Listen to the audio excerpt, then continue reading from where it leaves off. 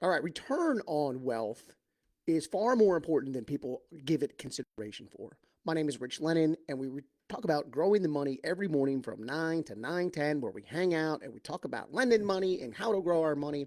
And we're trying to get our money to go from one spot to the next stop. And I think people don't consider the most important number that you should be considered. People don't consider it considered. People don't think about the number that you should consider most important when trying to get to your destination of being wealthy. There are a bunch of numbers that people throw out when they're talking about investing. We'll talk about them briefly. The first one is return on investment. If I lend $100,000 and you give me back $10,000, so $110,000 after 6 months, my return on investment is 20%. That looks great. If I don't do anything with that money for the second half of the year, the next 6 months, then I've had $100,000 and I've made $110,000 in a year, and my yield is 10%. And so we understand the idea of return on investment, and we understand the idea of what yield is, but I don't think people give enough attention to return on wealth. And what I mean by return on wealth is first it starts with we have to calculate what our wealth is today. What is our everything that we owe money on minus everything that all the assets that we have.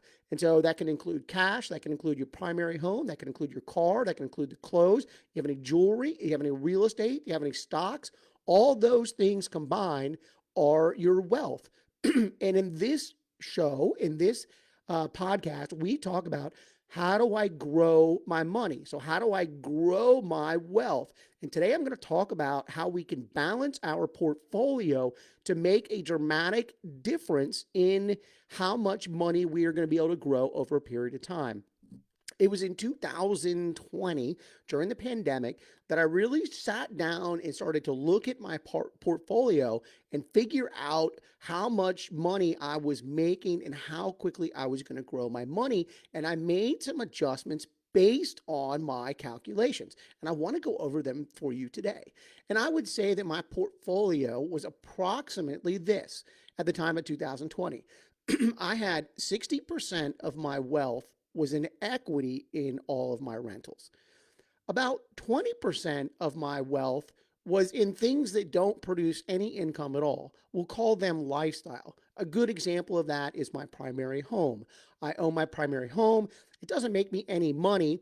Maybe it appreciates over time, but I don't really calculate that in. I consider it not an investment, and it doesn't make me any money. My car that I drive to the grocery store doesn't make me any money. In fact, it loses me money. It depreciates. So 60% of my money was in equity.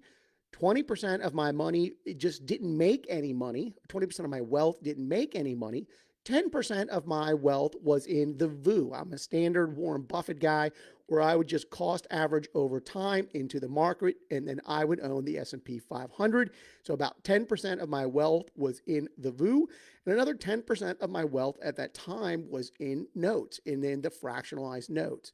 And I calculated out because my rentals, once you own a bunch of equity, I've talked about it a number of times, once you own a bunch of equity in your properties, the return on that equity goes down significantly. The longer you hold it, the lower the return is. And so my portfolio as a rental was earning about 6%. And so when I calculated out what it would look like for growth, in that, as it was disposed that way, 60% of it in equity for my rentals, 20% of it in assets that don't make me any money, 10% in the stock market and the VU, and the other 10% in fractionalized notes.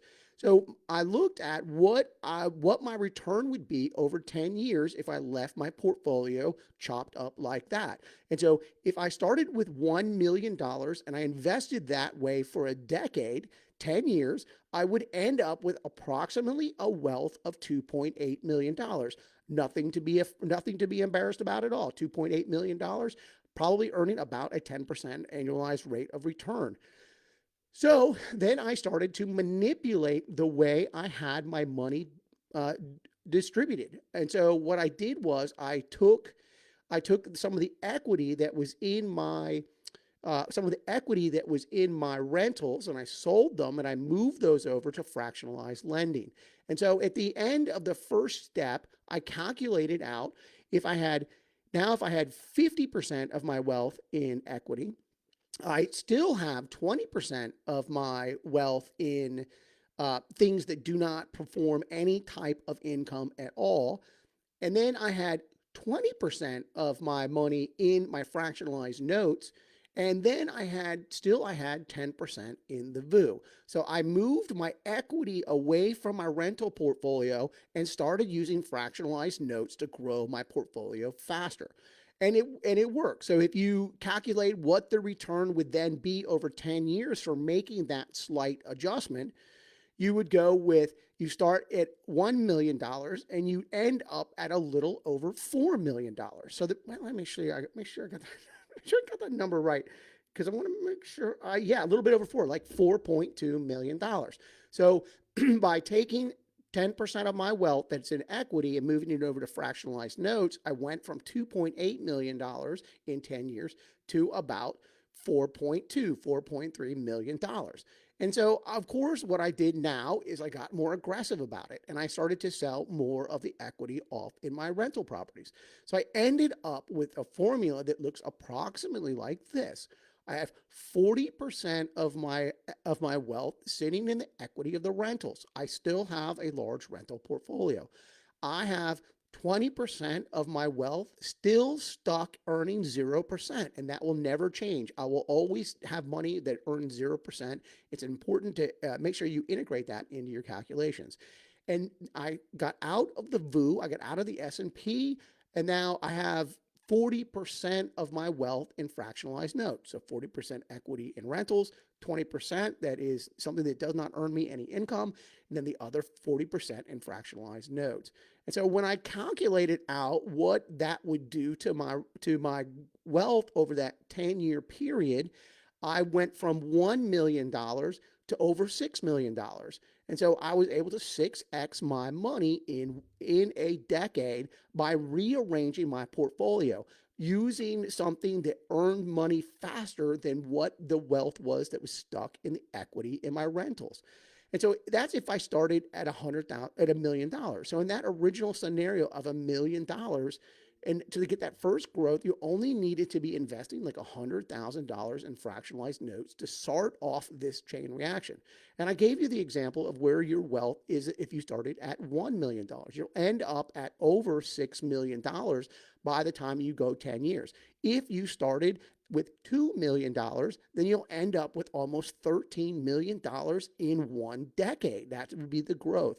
If you started this process of reorganizing your portfolio when you were at a wealth of something like $5 million, then your wealth could grow to up to $30 million. Now, I will tell you that you probably can't grow it to $30 million in 1 decade because there's some inefficiencies that go along with that growth curve at that level. But I think I'm trying to make the point at you need to look at your wealth, not just what the number is, but what are the returns of the different buckets that you're using. And by moving your money to buckets that make a higher rate of return or a higher yield will drastically affect your ability to grow money. And fractionalized notes play a huge part in my ability to grow my money very fast. My name is Rich Lennon. If you're interested in finding out how I do my fractionalized notes, how I reorganize my portfolio, go to richlennon.com, download the Smarter Wealth Blueprint, and get on your way. There's no shame in going from $1 million to $2.8 million. But it would be better if you took the same wealth that you started with and just switched the strategies a little bit within your portfolio. And in that same amount of time, you could grow your money to over $6 million. And fractionalized notes play a big part of that. All right, my name is Rich Lennon. Go to richlennon.com, download the Smarter Wealth Blueprint. If you're still interested, hit up that growth call and let's talk about it. And maybe I can teach you how to be a good, responsible private money lender. All right, everybody have a great day.